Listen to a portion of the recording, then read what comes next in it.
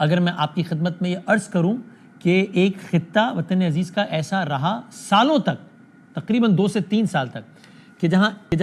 کہ جس خطے کی پاکستان سے رسائی بذریعہ ایک سڑک تھی، پارا چنار کے علاقے کی بات ہو رہی ہے، پاکستان اگر جانو یعنی وہ اس کو کنیکٹ کرتی ہے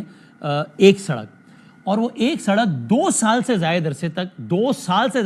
بند رہی، اور اتنے عرصے تک وہ پورا علاقہ عملاً پاکستان سے کٹا رہا، اور جب وہاں کے لوگوں کو پاکستان آنا ہوتا تھا تو بذریعہ افغانستان آتے تھے۔ تو کیا آپ یقین کریں گے، کر لیجئے، یہ ایسا ہی معاملہ رہا آج سے کچھ سالوں پہلے۔ پھر اس کے بعد حالات میں اونچ نیچ آتے رہے، کبھی کوئی خودکش دھماکہ، کبھی فلاں فائرنگ کا واقعہ، کبھی یہ بہت ساری سٹوریز ہیں۔ ان سب کو فاسٹ فارورڈ کر کے اگر آج کے واقعے پر آ جائیں، اور اب سے کچھ دنوں پہلے بھی اسی طرز کا واقعہ پیش آیا، حالیہ واقعات پر آ جائیں اور آج کے واقعات پر آ جائیں، یہی ایک سڑک ہے۔ پشاور سے اگر چلیں، آپ ابھی بھی گوگل میپ پہ ڈالیں تو پشاور ڈالیں اور پارا چنار ڈالیں، تقریباً 6 گھنٹے کی ڈرائیو آتی ہے، تقریباً 250 کلومیٹر کا رستہ ہے۔ یہ پشاور سے چلیں، پارا چنار ہے۔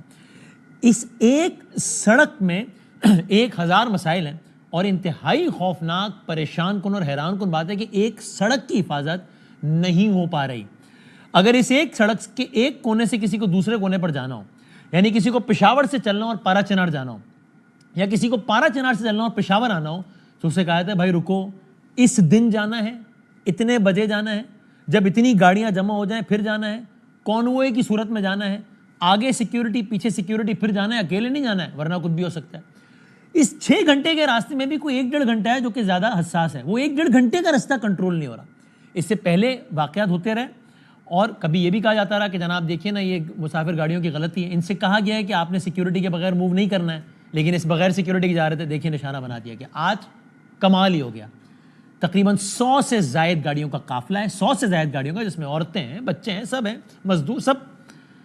اس میں سیکیورٹی آگے ہے، اس میں سیکیورٹی پیچھے ہے، کانوے کی صورت میں راستے میں یہ جا رہا ہے پورے کا پورا قافلہ۔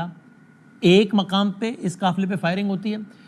ہیڈ اور ٹیل، قافلے کی ابتدائی اور جو انتہا کی گاڑیاں ہوتی ہیں، شروع اور آخر کی، اس پہ فائرنگ ہوتی ہے، تو پورا قافلہ ڈسٹرب ہو جاتا ہے، ہلچل مچ جاتی ہے، اور ایسے میں گاڑیوں پہ فائرنگ کر کے لوگوں کو نشانہ بنایا جانا شروع ہوتا ہے۔ کچھ گاڑیاں زد میں آ جاتی ہیں، کچھ ظاہر ہلچل مچ جاتی ہے، آگے نکل جاتی ہیں۔ ایک آگے جا کے دوسرے مقام پر پھر لوگ بیٹھے ہوتے ہیں، اور یہ کوئی ایسا نہیں ہے، اگر آپ ذہن میں نقشہ کچھ ایسا ہو کہ بہت ہی کوئی پہاڑ، جنگل، ویران، سنسان کے اچانک کہیں آگے، نہیں، ویسا ایسا علاقہ نہیں ہے، نیم شہری علاقے، نیم آبادی والے علاقوں کی بات ہو رہی ہے۔ تو دوسرے مقام پہ پھر انٹرسیپٹ کیا جاتا ہے قافلے کو، پھر کچھ گاڑیاں فائرنگ کی زد میں آ جاتی ہیں، پھر کچھ گاڑیاں آگے نکل جاتی ہیں۔ جب وہ آگے نکلتی ہیں، کوئی فلمی منظر نہیں بتا رہا میں آپ کو، تو ایک تیسرے مقام پہ پھر انٹرسیپٹ کیا جاتا ہے، اور پھر فائرنگ ہوتی ہے، اور پھر لوگوں کو مارا جاتا ہے۔ آج اس واقعے میں 38 افراد کم از کم شہید ہو گئے۔ یہ، اور جو بی بی سی کے مطابق جو وہاں پہ جو سیکیورٹی پہ مامور جو لوگ تھے، پولیس وغیرہ تھے، انہوں نے کہا کہ جی ہم کانوے میں ہی جا رہے تھے، سیکیورٹی گاڑیاں تھیں، لیکن پتہ نہیں چلا کہاں سے فائرنگ شروع ہو گئی، یہ ان کو وہاں سے۔ اور اس علاقے کی ایک اور اسٹریٹجک حیثیت یوں بھی ہے کہ تینوں طرف سے افغانستان میں گھرا ہوا ہے، کرم کا اور اس کا صدر مقام پارا چنار۔ تو یہ بہت ایک اعتبار سے افسوسناک واقعہ تو ظاہر ہے ہی کہ 38 شہادتیں ہو گئی ہیں کم از کم،